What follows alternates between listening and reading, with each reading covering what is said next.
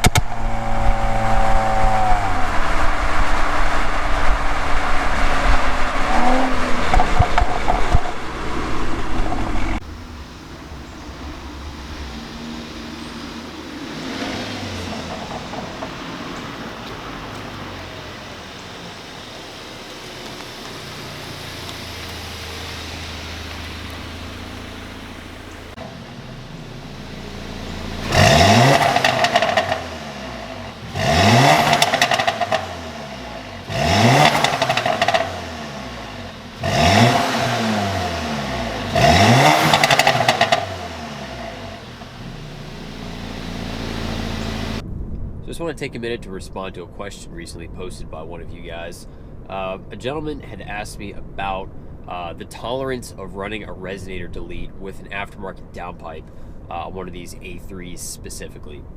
Now you guys can go ahead and hop on YouTube, run your searches. You'll find just an abundance of Mark 7 GTI, Golf R, S3 exhaust videos.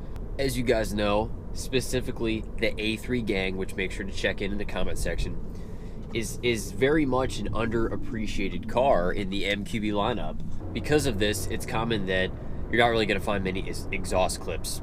Let's kind of break it down, I guess, from like your car in stock form up to getting into like your full bolt-ons, like your downpipes and whatnot. So just a resonator delete alone on a stock car, I mean, if you did like a blindfold test, I highly doubt you would even notice that the resonator had been deleted. Like it's so minimal. I mean, I'm talking maybe like 5% louder. So don't expect to get amazing, DSG cracks and pops by just running a resonator delete itself. In combination with the downpipe, I think it opens it up a little bit more. You will get a little bit more exhaust noise, especially with the pops and bangs. But as far as like cruising speeds, sitting at idle, like right now, I've got an APR downpipe with a resonator delete on the stock CATBACK. I mean, it's completely silent, like inside with the windows up. Like again, you could have your grandma with you and it basically sounds like a stock car. I absolutely cannot stand exhaust drone. You guys know exactly what I'm talking about. You're driving, you're cruising down 45 miles an hour and maybe 1500, maybe 2000 RPMs, whatever, and you just get that dreadful hum, and it just gives you like a massive headache, at least for me. For somebody that's concerned about drone, a resonator delete with an aftermarket downpipe, zero drone. Like right now, cruising at like 50 miles an hour, 6th gear, running about 1500 RPM. I mean, it's basically silent. I mean, if you were in a stock car, you would notice like no difference. So feel free to do a resonator delete on an A3. Not going to make a huge difference. You're going to hear it a little bit more once you add the downpipe, but on a stock car, pretty much no difference. Now, the exhaust is very much different from the A3 compared to the S3. Same thing with the GTI and the Golf R. The S3 and the Golf R have valved exhausts from factory, so you obviously have adjustable modes to change the sound of your exhaust. You've got different like actuators that basically can open and close those valves to produce more calm sounds versus more aggressive sounds, like in a sport or like a race mode.